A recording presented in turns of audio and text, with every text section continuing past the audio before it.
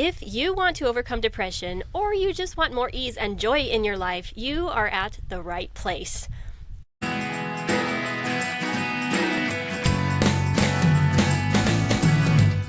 If you are new to this podcast, welcome. If you enjoy this episode today, please leave us a 5-star review. If you are a returning listener and have already left a review for us, I am so proud of you. And that leads us to our topic that John and I are going to be talking about today, which is pride. Neither of us have ever struggled with that, have we, John? Oh, no. I've been humble since day one. That has been my number one vice, I think, throughout history and into today. You can ask my husband. I asked him, can you think of a specific story I could tell about pride? And he basically said that, no, it's just part of who you are on a regular basis. Thanks, Mike. Basically, I struggle like many people do, but this goes way back to when I was like 4 years old.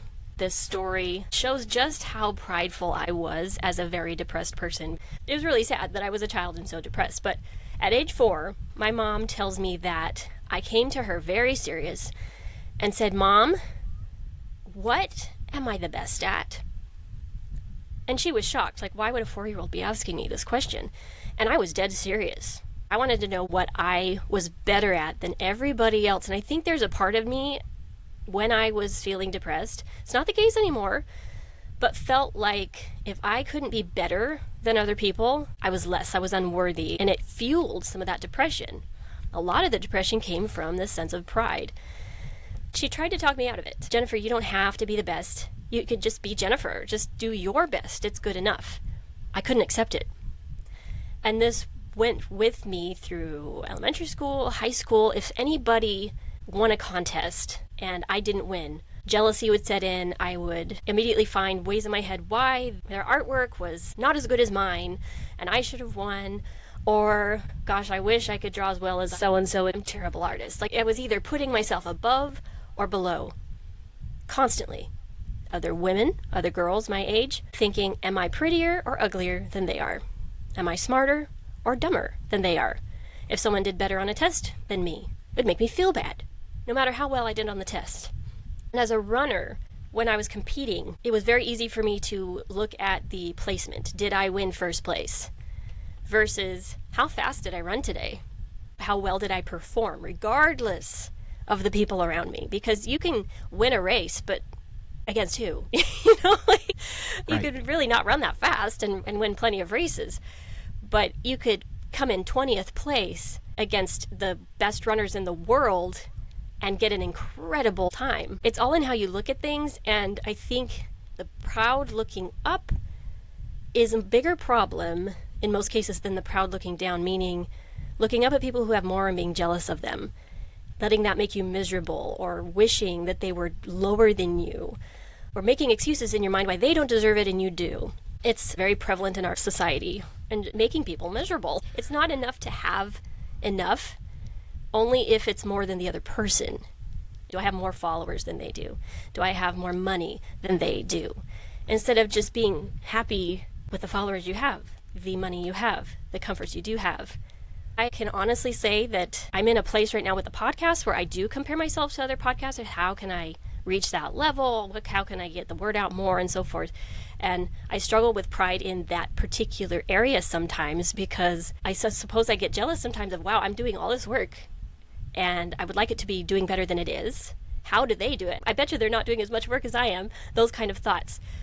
So that's something I'm working on, of just letting that go completely and putting it in God's hands, which has always been my goal. However, in my marriage, in my home, in my life, in my career, as a mother, friend, I no longer compare myself to other people, and I am so happy for it. I look at my life and I love my life because I built it with God, and I don't want anybody else's life. Even the problems that I have, I'm happy to accept. Well, happy's maybe stretching a little bit, maybe not in the moment, but when all is said and done, I am grateful to accept the challenges that I have been given because they are mine and they're designed for me to help me to create the next chapter of my life and to help and cooperate with people around me. So that's how I view the world now. That was not always the case. And I think that whenever I am finding myself feeling sad when someone else hit the jackpot, for lack of a better term, I know that, whoa, I'm not in a very good place right now. I got to fix this. That's the first thing that goes when I start to slip into an old pattern, or just not getting enough sleep, not taking care of myself, not praying or reading scriptures as much. That's usually the first thing that goes. It's the judgment and the comparison starts coming back. It's the pride. And when I'm really in alignment, I do not have those thoughts. I am genuinely happy for other people who have more or are better than me at whatever it is. And I can feel that joy for them and think, wow, what an inspiration. I could do that too. That's the hallmarks of humility. Oftentimes, those of us that have been prideful, and I can say pretty much everybody is prideful at some point in their lives, even if they don't quite realize it. There's different types of pride. Sometimes it can be good. In the scriptures, it's always bad. But in our language, there's a good pride. It has to be justified through God's sense of justice. The big problem is the world that we live in is so built on being better than everybody else, regardless of what you do. It's always aiming for the bigger, the better. Nobody. Well, hierarchy. You're the boss or the hierarchies, peon. you want to be in charge, you want people underneath you, and again, it's that whole, you want to look up to the point where then you can look down. Learning how to accept where you're at in life, accept the gifts that you've been given, accept the life that God has planned for you. And if you really stop and think about that, God loves everybody so much that he took the time and the effort to custom design a life specifically for you. He wants you to enjoy that life, which is why you don't dwell on what others have or don't have. We can help each other and learn from each other, but never let the sense of, I want to be that other person. Pride leads to envy, jealousy, and hatred and anger, and then ultimately something fails, you become depressed. I think that was my worst fear. If I failed at anything, I was the failure. It wasn't that was a failure, it was I was a failure. Because I put so much clout into deeds and status. Yeah, and then on the opposite end, if you are successful, if you've embraced pride to the point where you've now risen to the very top, it can feel hollow because it's not genuine. Mm-hmm. When it's not genuine, you get that emptiness, which then, of course, leads to depression. Win or lose, you're still going to lose. I mean, even if you think you're winning, you're losing. Way. The only way to win is to learn how to be humble, in that you are content with what you have. The easiest way to learn humility, experience. If there's one thing God is really good at doing, is teaching us through first-hand experience. If he wants you to learn a lesson, he will create the scenario so that you learn what he wants you to learn. You commented that you were 4 years old when you had your first bout of that. I'm just as guilty. By the time I got into high school, I had removed a lot of the emotion out of my life. I had formed a way of thinking that was based on pure logic. I could get the better of other people. It was really kind of deceptive, so I learned a lot of the bad ways to do things. But I will tell you, I remember to this day when I thought I had mastered everything, that I finally understood the meaning of life. I finally had control. I remember thinking to myself and boldly stating, I don't need God. I am God. And I For real, you said that out loud? I did. Oh, wow. Shortly thereafter is when my life began to fall apart. And that's the compelled to be humble versus choosing to be humble. I've had a lot of compelled to be humble experiences, for sure. Yeah, my one friend, Carl, he says, I think I can understand the way God was thinking. He saw you putting all that effort in the wrong direction, and then when you made that statement and thought that was the truth, I could just imagine God up in heaven giving you a quick smack and saying, all right, it's time to teach him the truth. If he doesn't need me, well, I'll step back and show him what life is like without me.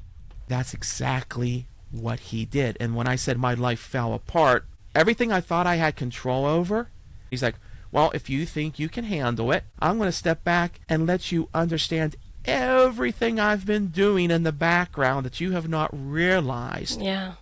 Podcast number 17, God is Real. That's kind of where we're pulling this from. That story is epic. He goes into much more detail about this. I fell to the exact same sin that Satan did. Satan said, I am God. I made the same exact statement without realizing at the time that he had done that. I get it. Of course, the big advantage is Jesus gave me a second chance, and I will be eternally grateful for that second chance because it changed me.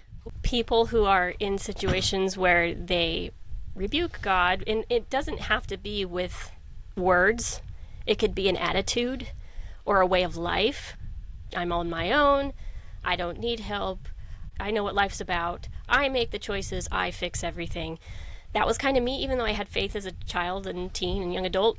I basically put myself in a place where I distanced God. I didn't believe he could help me. Right. And it's not the best environment if you want to heal to put limits on God, in a sense, and tell him what he can and can't do for you. Furthermore, when it comes to depression, you're basically putting limits on progression. The pride will not let you heal. It will not let you progress. It will keep you essentially where you are. But in some cases, it will even become more dark, worse, more corrupt, more inky, goopy in terms of what I see spiritually when I see depression. Because every time life gets harder, God is allowing you to suffer because it's an act of love. He's trying to help you understand. I'm here. Don't push me away. But I see some people becoming more and more hateful towards God rather than the other way around. So humility can only come when you recognize the lesson and accept it as a gift, not as a curse. And I will say the key to healing in all cases is to recognize that you're sick. Oftentimes with pride, I know especially with me, it's like you're walking with blinders. You become so narrow focused on a certain concept that you fail to see everything else around you. Now, in terms of depression, I want to add to what you're saying because I think people who are depressed are going to say, well, of course I know I'm sick. I'm taking drugs for this. Of course I know I'm sick. The problem is when you're sick, you're so freaking blind. And you think you know all these things that you don't actually know. That's where you get stuck. It's not in that you don't know you're kind of sick, but you don't realize the depth at which you are sick. It's not just take a pill and it'll remedy itself, or this is just a genetic problem. Like it goes deeper than that. With the lies, the layers and layers of lies that we are led to believe that keep us from letting go of the depression. It doesn't have to be a part of your identity. Talking about lies, I think one of the biggest lies that the world has for us is that we have to do it alone. Even if you go back to Adam, God created Adam, but he knew Adam alone was not good, which is why he created Eve as a companion, someone to help. And that's the way we all have to be. So even if you are a loner or a socialite, it doesn't matter. You still need other people, especially those who are willing to help you recognize when you are making a mistake, when you need help. When you have pride, depression, you become so focused that as soon as you start dismissing your friends, your family, you start dismissing everybody God has put around you for support. When you start relying on yourself and yourself alone, that's when things break apart. Talking to Mike about this last night. I want to share some of the things that he shared.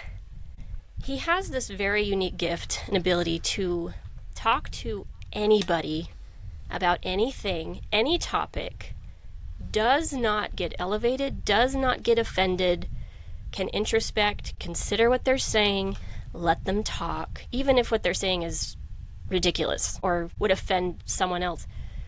What he struggles with, though, is that most people are not capable of the same thing.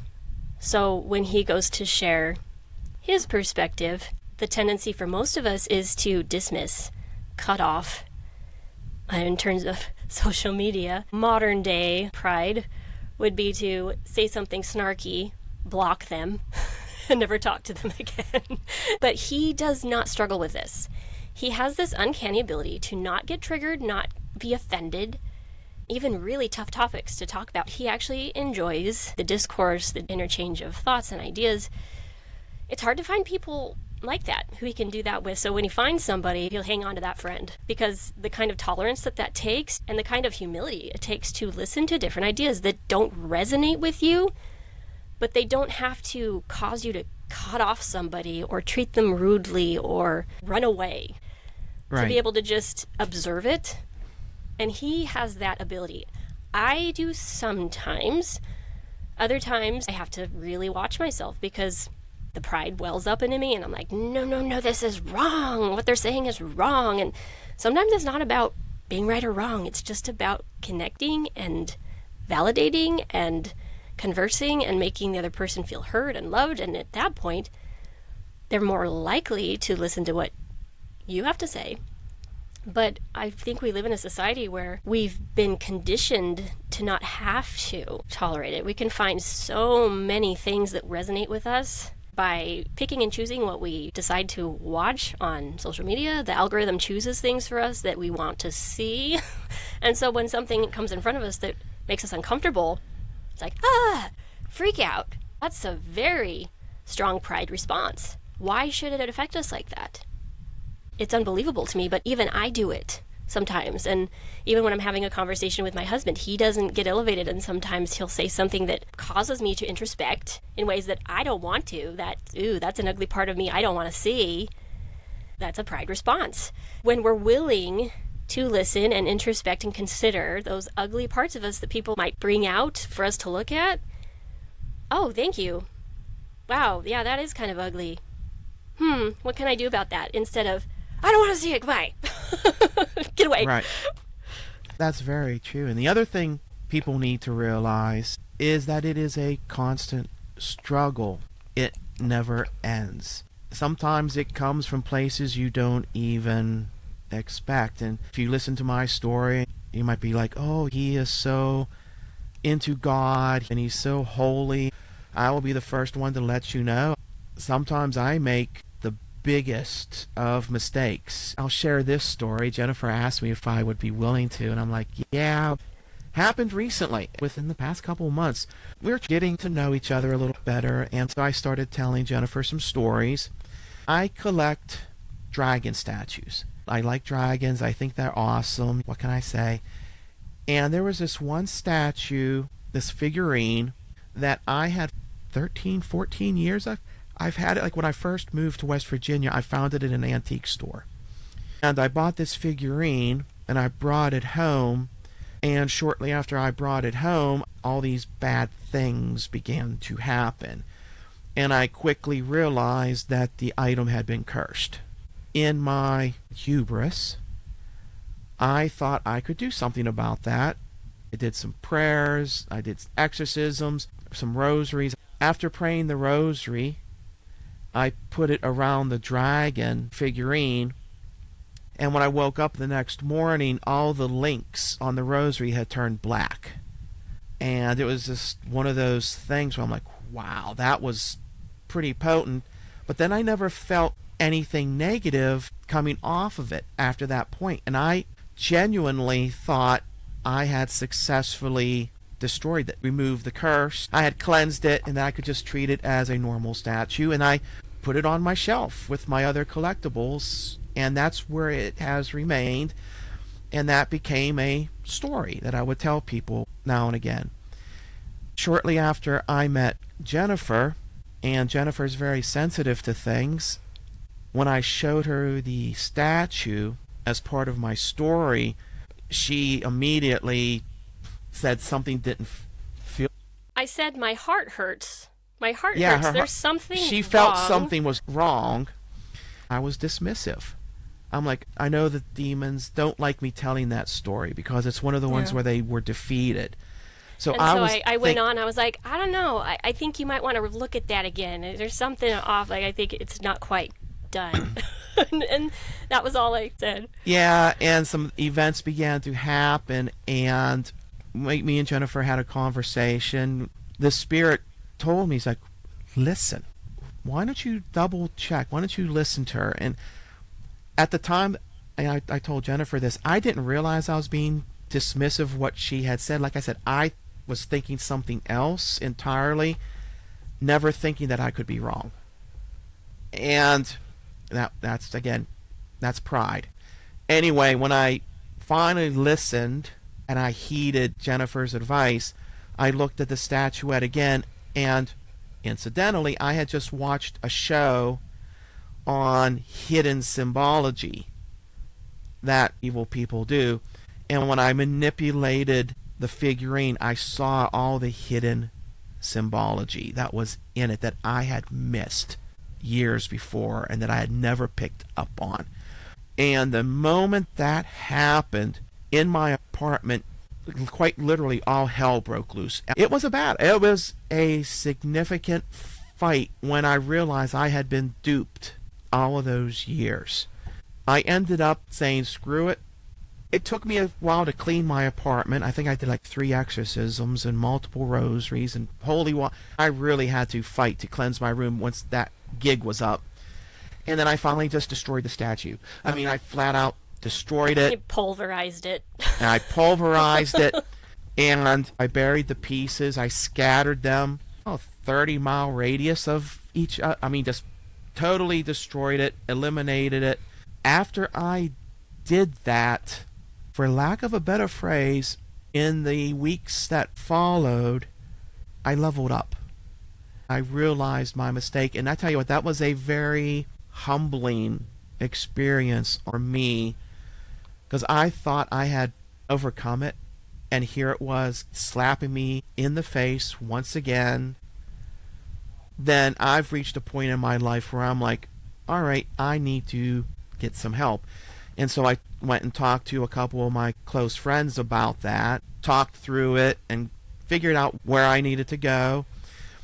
But the fact that I had accepted help, the fact that I had listened to other people, including Jennifer, was a major growth on my part, because that is one of my failings, asking for help. I was raised that you always solve things yourself. So anyway, that was kind of what happened. You realize that it is a continuing struggle, and don't be afraid to make mistakes. No matter what point you're in, things happen. Yeah, it hurts and it's not fun. Sometimes it's just necessary. Like, it's an unnecessary necessary. Like, was that really necessary? Gosh, that could have been avoided, but maybe for us it was. I had thought about that, and it's like, instead of thinking that I could fix it, instead of thinking that I had that ability, I had destroyed it when I first bought it, how much more could have been avoided? What did that thing do while it was in? And the thing is, my friends and my family call my apartment the mini cathedral, because I have relics and holy posters. I have medals. I bless it constantly. So it is a little bit of a sanctuary, and I think what had happened is that I have so many blessings involved with where I live that those blessings were counteracting a lot of what that curse was trying to do. So that was one of the reasons I never saw it. And I didn't feel it. I'm imagining, or it seems right to say that it had kind of a cloaking ability or masking ability to hide from even the best of us. And for some reason I could feel it. Maybe the spirit spoke to me like, help him, tell him. Something's wrong. The whole concept of pride. You have to not only be accepting of your gifts and understanding that they are your gifts, it's your life, but you also have to recognize the gifts in others and be willing to use that when you need to. Mm-hmm. We need each other. We absolutely need each other. Again, we can't do it alone. I have my own story that I thought of while you were talking about yours, of when I was particularly prideful, and it caused me a significant amount of pain. After divorcing from my first husband, I was kind of on a spiritual high, or at least I thought I was, where I felt very confident in my ability to hear and recognize God's voice and respond to it, and I don't think I was as close as I thought I was. And I still had a lot to learn and a lot of pride that was keeping me from seeing all of the truths accurately. And I was in a place where I would have visions quite often, day visions mostly, not usually at nighttime. I asked the Lord to show me my next spouse. And I had a vision where I saw this dark-haired man, and he walked across this river, kind of a raging river. He walked across it and then held me. I could see he was very tall, very handsome, and then the other person who was with me walked away. And I was like, oh, wow, where can I find this man? There was a point at which I made a connection with a firefighter who was the spitting image of the man in the vision that I'd had. And it didn't take me very long to decide that this was the guy. And I even prayed about it and got confirmation that, yes, that's the guy from your vision. And I decided that that was my next husband. He was my soulmate. I filled in all the blanks, right? I didn't ask enough questions. We dated, we got married rather quickly because I didn't have any doubt in my mind it was the right thing, but there were red flags that I should have been picking up on and choosing to go to God and say, have I missed something here? But I didn't want to believe it. I wanted this to be my knight in shining armor, happy forever, happily ever after. So I married him. It didn't take very long for the honeymoon period, if you will, to wear off for him. He grew very unfond of the situation because he was driving long distances to travel home from his job in California. I was being taken back to court at the time by my first husband, and it was very costly. He didn't want to be burdened by that. There were a lot of things. And he just up and left, abandoned us. And I had told everybody, oh, this is my soulmate. I know for sure. What a hit. I mean, it was like the carpet was taken out from under me. I couldn't breathe. Just that kind of wind knocked out. What just happened? I was shocked, but also embarrassed because I had been so sure and I got it wrong. It was an important connection for me. But had I taken a step back and allowed God to guide that journey and not me just taking the reins and running with it, what I thought was supposed to happen could have saved me a lot of pain. Definitely humbling experience for me that took me out for a while. Emotionally, physically, mentally, spiritually, I was kind of gun shy. My confidence was blown. But it also allowed me to come back a much more wise and much more humble moving forward after I got past that period of, I don't even want to talk to God, I'm scared, what if I get it wrong? And it was because I hadn't been talking to him enough that I made the mistakes I did. But I just assumed, what just happened? He told me he was my husband. I'm so confused. I must have been deceived. I don't know. It was a very confusing time. But after getting through that, and it really took up until the time that I finally gave up my will for God's will and choosing someone for me. That's about how long it took. I would say about a good 2 years of still being prideful, still couldn't see it, still confused, and then finally, okay. I just keep making things harder for myself. I'm ready to rely on you again. Completely this time, though. And that's when my husband showed up, and we talked about that in our last episode, about a life after divorce and soulmates are real. So that's a really good one. I really enjoyed recording that one. But that was a really big kick in the pants, for lack of a better term. That was hard. Really, really hard. If you've overcome depression, realize you're not alone, that there have been people that have gone through this mess, come out the other side, and it's doable. I can even tell you, looking back, am I the same person that I was when I first moved down here 16 years ago? No. I have grown, and I still continue to grow. I think it comes down to turning to the light. Like, oh, shoot, I've been walking the wrong way for a while. It keeps getting darker. Just turn your face around. Face the light again. Sometimes that's all you need to do. And then sometimes someone will have to carry you in that direction. But as long as you're looking there, I want to go that way. Help me. As long as you are moving forward, that's the key. Do not stop. Even if you get taken down, Yeah. it's a lifelong experience, especially from God's perspective. He looks at your life as a long-term investment. He sees the beginning, the middle, and the end. Whereas whenever you're living your life, you're only living that moment. And sure, you can still look into your past because you've already gone through there, but the whole future aspect, that has yet to be seen, and God knows that. He knows where He wants you to be. And you just have long-term to trust investment Him. meaning not just this life either. There's Oh. life after this one where we're going to still be learning and growing and getting invested in, and He knows how valuable we are.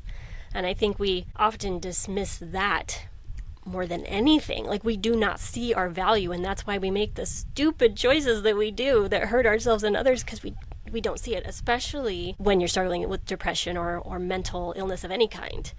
The way we treat ourselves can just be horrific, but even in just these choices we make that aren't in anyone's best interest, but especially our own. Even if it might seem like it at the time, like, well, this is what I want, but looking at the big picture, That's why you shouldn't compare yourself to other people. That's the hallmark of the sin of pride, when you're doing comparisons.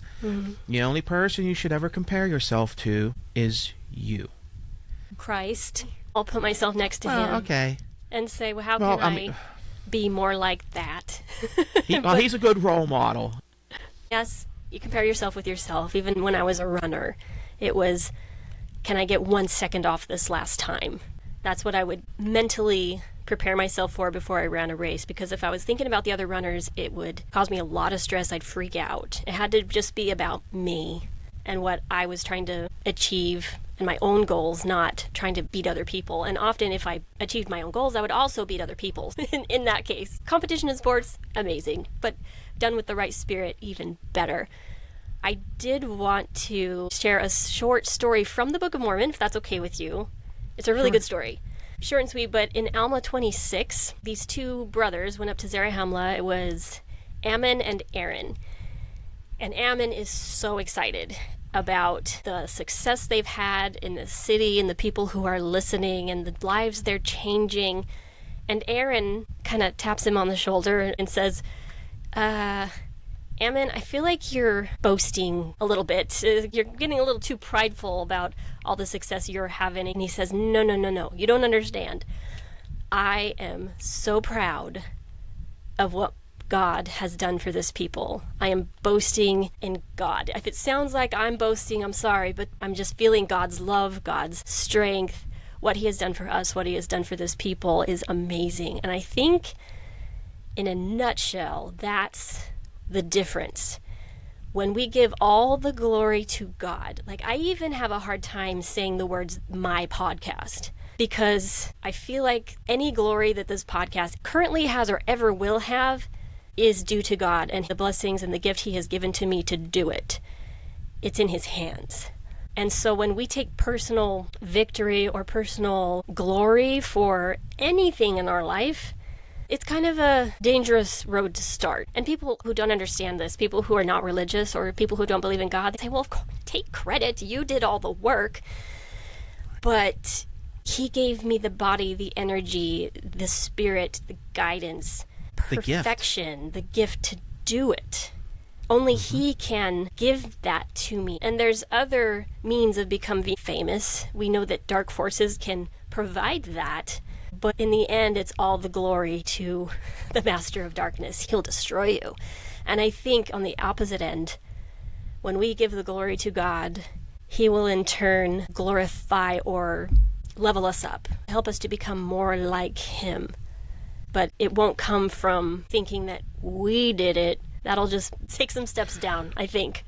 You've mentioned the dark one, Satan. If you want to see the number one example of pride, Satan was not content with the gifts God had given him. He wanted everything, to the point that he even wanted God's abilities. Yes. He wanted to dethrone God. He wanted to be better than God. Yeah, it was never enough. Yeah. And what's really sad is, for lack of a better analogy, he's a narcissist. He wants to be at the top, the only one. So even people that choose to serve him and follow him, They might have a momentary glory, they might have all this earthly success, but at the end of the day, Satan still considers it his. And now you belong to him. So he has stolen it. He's going to take from you versus God will give to you more than you have. That's a good analogy. God gives, Satan takes. Mm-hmm. Some quick quotes from Ezra Taft Benson, who wrote that incredible talk on pride. That it's easy to see in others, but not easy to see in ourselves. Remove the tree from your eye. Yes. It can look like living beyond our means, withholding praise. That's one that I don't think a lot of people think of. If you see something you like in somebody, tell them. It'll make them happy instead of keeping it to yourself. Withholding forgiveness, jealousy, believing that it lowers your position to have someone above you somehow or better at you than something.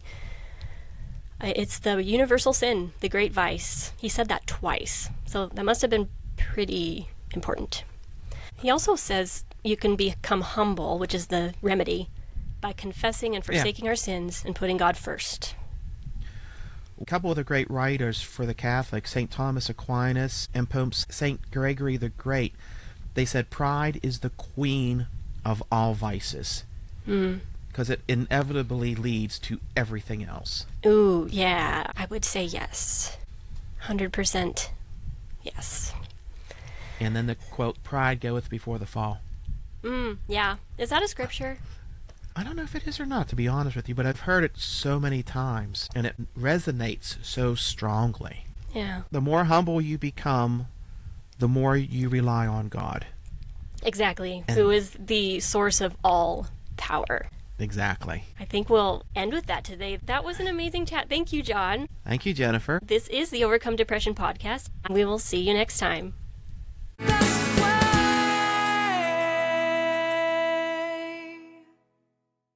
If you are new to this podcast, please go watch all of the hashtag introduction videos first, and then consider downloading the Overcome Depression workbook. Links in the description.